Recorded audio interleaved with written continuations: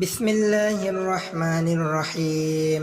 আল কোরআন বর্ষ উপলক্ষে দ্বিতীয় ধাপের অনুবাদ শুরু হচ্ছে। পারা 7 থেকে 12, সূরা আল মায়েদা 5 নম্বর সূরার 11 নম্বর আয়াত থেকে 7ম পারা শুরু হচ্ছে। আল্লাহ রাব্বুল আলামিন বলেন, বনি ইসরাইলের মধ্য যারা কুফরি করেছে তাদের উপর দাউদ ও ঈসা ইবনে মারিয়ামের মুখ দিয়ে লানত করা হয়েছে, কারণ তারা বিদ্রোহী হয়ে গিয়েছিল ও সীমা লঙ্ঘন করেছিল। তারা একে অপরকে খারাপ কাজ থেকে বারণ করা বাদ দিয়েছিল। এরা যা করছিল তা বড়ই মন্দ। আজ আপনি তাদেরকে অনেককেই দেখছেন যারা মুমিনদের বিরুদ্ধে কাফিরদের সাথে বন্ধুত্ব ও সহযোগিতা করছে। তাদের নফস তাদের জন্য যা করেছে এর পরিণাম বড়ই মন্দ। আল্লাহ তাদের ওপর ভীষণ রাগ করেছেন আর তারা চিরস্থায়ী আযাবের ভাগী হবে। যদি সত্যি এরা আল্লাহ, নবী এবং যা কিছু নবীর উপর নাজিল করা হয়েছে এর প্রতি ঈমান আনতো, তাহলে কখনো ঈমানদারদের বিরুদ্ধে কাফিরদেরকে বন্ধু বানাতো না।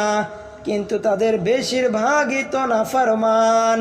আপনি ঈমানদারদের প্রতি দুশমনিতে ইহুদি ও মুশরিকদেরকে সবচেয়ে বেশি কঠোর পাবেন, আর ঈমানদারদের জন্য বন্ধুত্বের দিক দিয়ে তাদেরকে বেশি কাছে পাবেন বলে তারা না ছাড়া, কারণ তাদের মধ্যে ইবাদতকারী আলেম ও দুনিয়া থেকে দরবেশ পাওয়া যায় এবং তারা অহংকার করে না। তারা যখন ওই সব কথা শুনে যা রাসূলের উপর নাজিল হয়েছে, তখন আপনি দেখতে পাবেন যে সত্যকে চিনতে পেরেছে বলে তাদের চোখ পানিতে ভিজে যায়। তখন তারা বলে ওঠে, হে আমাদের রব, আমরা ঈমান এনেছি, আমাদের নাম সাক্ষীদাতাদের নামের মধ্যে লিখে নিন। তারা আরও বলে, আমরা কেন আল্লাহর প্রতি ঈমান আনব না এবং যে সত্য আমাদের সামনে এসেছে তা কেন মানব না, যখন আমরা কামনা করি যে হে আমাদের রব, আমাদেরকে সালেহ লোকদের মধ্যে শামিল করেন। তাদের এই সব কথার কারণে আল্লাহ তাদেরকে এমন বেহেশত দান করবেন যার নিচ দিয়ে ঝর্ণাধারা বহমান রয়েছে এবং তারা সেখানে চিরকাল থাকবে। নেক লোকদের কর্মফল এমনই হয়ে থাকে।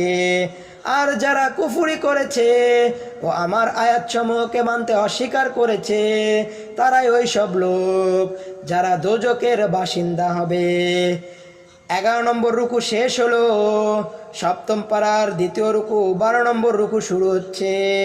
আল্লাহ রাব্বুল আলামিন বলেন, হে ওই সব লোক যারা ঈমান এনেছো, যেই সব পবিত্র জিনিস আল্লাহ তোমাদের জন্য হালাল করেছেন তাকে হারাম করো না এবং এ বিষয়ে সীমা লঙ্ঘন করো না। যারা বাড়াবাড়ি করে আল্লাহ তাদের পছন্দ করেন না। আল্লাহ তোমাদেরকে যা কিছু হালাল রিজিক দিয়েছেন তা থেকে তোমরা খাও, আর যে আল্লাহর ওপর তোমরা ঈমান এনেছো তার নাফরমানি থেকে বেঁচে থাকো। তোমরা যেই সব বেহুদা কসম খেয়ে ফেলো সেসবে আল্লাহ তোমাদেরকে দায়ী করেন না, কিন্তু যে কসম তোমরা জেনে বুঝে খেয়ে থাকো সেজন্য অবশ্যই পাকড়াও করবে আল্লাহ রাব্বুল আলামিন। এ ধরনের কসম ভঙ্গ করার কাফারা হলো 10 জন মিসকিনকে এমন মধ্যম মানের খানা খাওয়ানো যেমন তোমাদের পরিবার পরিজনকে খাওয়াও, অথবা তাদেরকে কাফর পরানো, অথবা একজন দাসকে মুক্তি দেয়া। তবে যে তা পারবে না তার জন্য 3টি রোজা। এটাই তোমাদের কসমের কাফারা। যখন তোমরা তা ভঙ্গ করো, তোমাদের কসমের হেফাজত করো। এভাবে আল্লাহ তার হুকুমসমূহ তোমাদের জন্য স্পষ্ট করে বর্ণনা করেন যাতে তোমরা শুকরিয়া আদায় করো। হে ওই সব লোক যারা ঈমান এনেছো, নিশ্চয় মদ, জুয়া, পূজার বেদী, কিসমত, তালাশ করার তীর, নাপাক শয়তানি কাজ এইসব থেকে দূরে থাকো যাতে তোমরা সফল হতে পারো। অবশ্যই শয়তান মদ ও জুয়ার মাধ্যমে তোমাদের মধ্যে দুশমনি ও হিংসার জন্ম দিতে চায় এবং তোমাদেরকে আল্লাহর জিকির ও নামাজ থেকে ফিরিয়ে রাখতে চায়। অতএব তোমরা কি এসব থেকে বিরত থাকবে? আল্লাহ ও রাসূলের কথা মেনে চলো, এবং সতর্ক হও। যদি তোমরা মুখ ফিরিয়ে নাও তাহলে জেনে রাখো আমার রাসূলের ওপর শুধু স্পষ্ট ভাষায় হুকুমগুলো পৌঁছানোর দায়িত্বই ছিল। যারা ঈমান এনেছে, অনেক আমল করেছে, তারা এর আগে যা কিছু খেয়েছে এর জন্য দোষ ধরা হবে না। যদি ভবিষ্যতে তারা এই সব থেকে বেঁচে চলে যা হারাম করা হয়েছে, ঈমানের ওপর মজবুত থাকে, অনেক কাজ করতে থাকে, তারপর যা থেকে ফিরে থাকতে বলা হয় তা থেকে বিরত থাকে, আল্লাহ যা হুকুম করেন তা মানতে থাকে এবং ভালোভাবে নেক আমল করে, আল্লাহ সৎকর্মশীলদের পছন্দ করেন। 12 নম্বর রুকু শেষ হলো, 13 নম্বর রুকু শুরু হচ্ছে।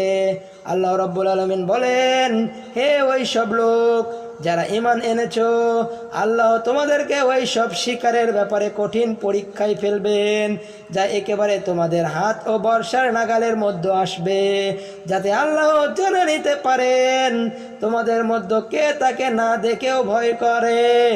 এরপর যে সীমা লঙ্ঘন করে সেই ওই লোক যার জন্য কঠিন আযাব রয়েছে।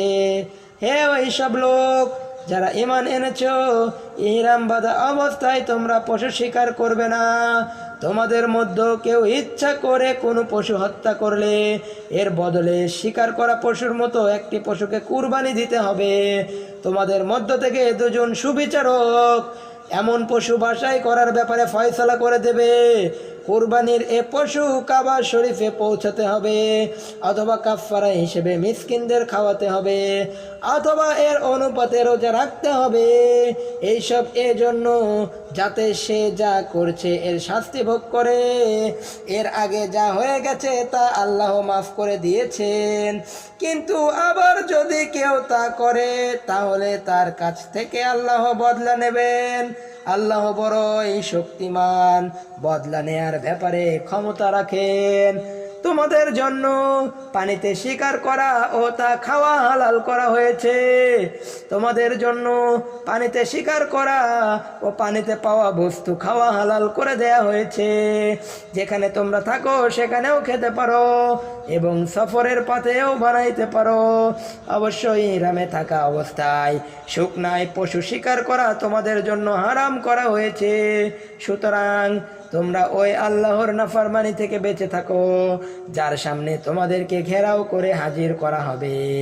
আল্লাহ পবিত্র কাবা ঘরকে মানুষের সমাজ জীবন কায়েমের মাধ্যম বানিয়েছেন এবং পবিত্র মাস ও কুরবানির পশু ও গলায় মালা পরানো পশুগুলোকে এ ব্যাপারে সহায়ক বানিয়ে দিয়েছেন, যাতে তোমরা জানতে ও বুঝতে পারো যে আল্লাহ আসমান ও জমিনের সব অবস্থার খবর রাখেন এবং তিনি প্রতিটি জিনিসের ইলম রাখেন।